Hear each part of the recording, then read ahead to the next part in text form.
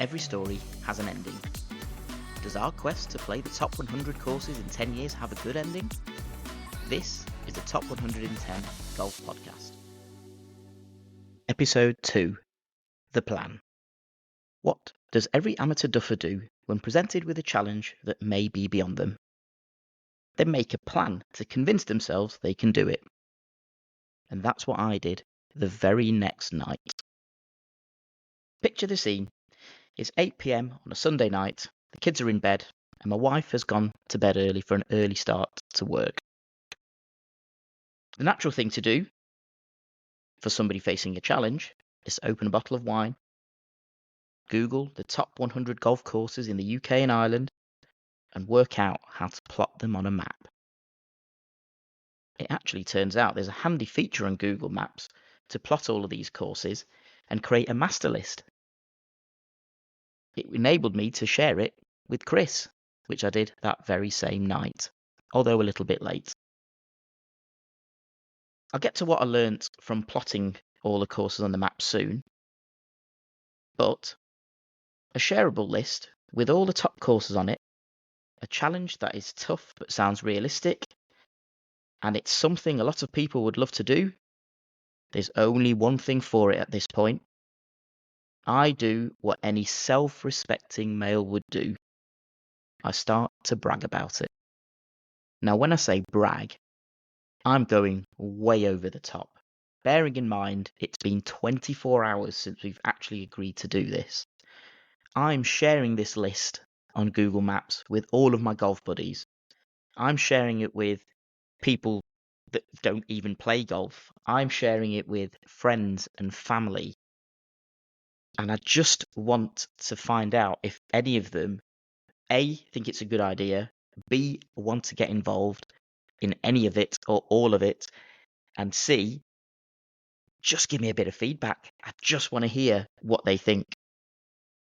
I can see already this is becoming an obsession.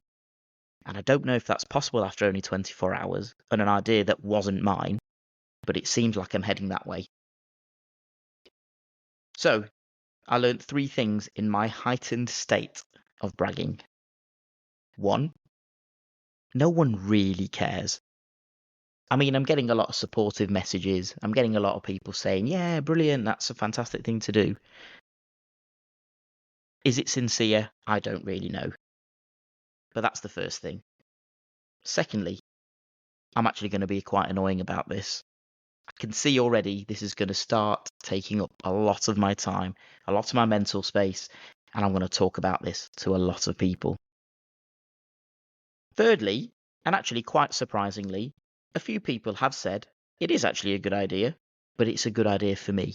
It's not something they can do. But some people have started saying they want to get involved in some little elements of it. And I'm very much clinging on to that last point. That's the thing that's keeping me going. That's the thing that's motivating me to get this done and share a journey. So I promised earlier I'd talk about what I learned from plotting all of these courses on Google Maps.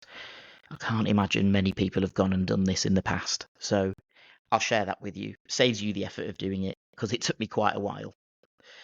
So there aren't that many near us, and I was quite surprised by that. We happen to be in this little belt of land that there isn't much around. However, there is a little bit of a cluster over towards Southport and Liverpool. So that gives us a little bit of a potential head start. I was also surprised that Yorkshire hardly has any courses in the top 100. And I would have thought that kind of rugged coastline, there'd be loads, but, not really much there. What I also learned was there are loads of golf courses, and I mean loads in the top 100 in Scotland.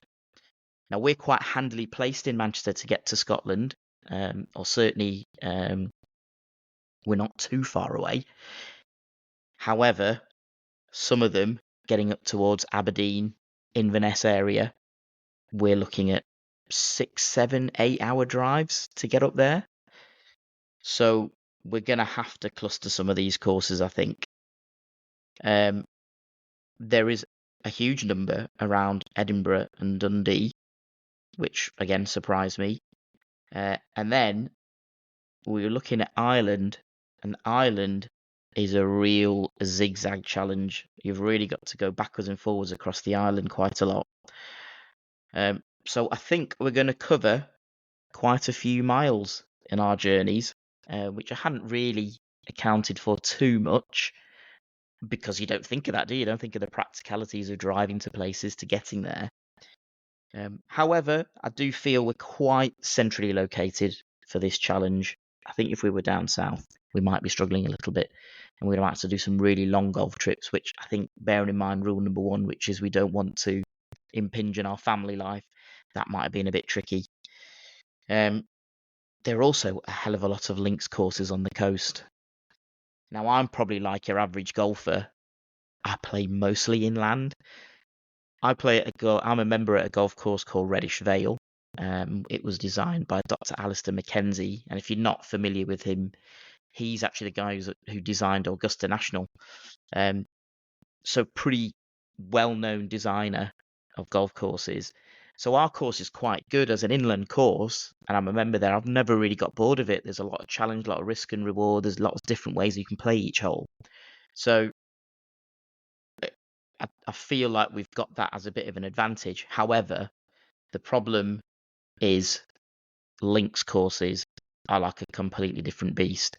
And having played Birkdale a couple of times, I really, really appreciated how different that is, how much you've got to really think about every single shot. And I remember getting off Birkdale twice, being mentally absolutely goosed. It's not physically that demanding, but you're always thinking, and you're always trying to look for where your ball's going. You're always trying to find it somewhere, and it's really mentally taxing that. So I think the links courses are going to prove tough for me. I think Chris is going to do well because he's used to playing on links courses. He's used to playing up on the coast in really, really, really bad weather. So I'm definitely going to have to make sure that all my waterproof gear is waterproof, unlike the Americans at the Ryder Cup at Celtic Manor. And then also looking at the map, I think we're going to have to cluster, but that means we can do a few holidays. Hopefully the kids can get involved in that a little bit, and we can get that to slide past the other halves. Now, you might be wondering what I actually did with this Google Maps list, apart from sharing it, apart from bragging about what we were doing. Well, again, what would any amateur duffer do in this situation? You make a spreadsheet. So I popped all these courses on the spreadsheet with a little bit of help from ChatGPT, and I popped all of the distances from where we are so we could get a bit of a plan of action for which ones we might be able to do earlier. It felt like a good way to do it was to target the courses that are nearest to us initially. So that was the first step, put a spreadsheet together. Chris, in his day job, is an accountant, so a spreadsheet was right up his street. And me, yeah, I love them as well. I've used them for all sorts of things. So yeah, we were both buzzing a little bit from having those little cells to work at and tweak. But more on that in another episode. For now, all we had to think about was, where are we going to play first? Because that is when the clock starts ticking. That's when it becomes official. That's when it goes from being just a dream to, we're actually going to do this. Next time on the Top 110 Golf Podcast, we suddenly book the first course. The challenge has started.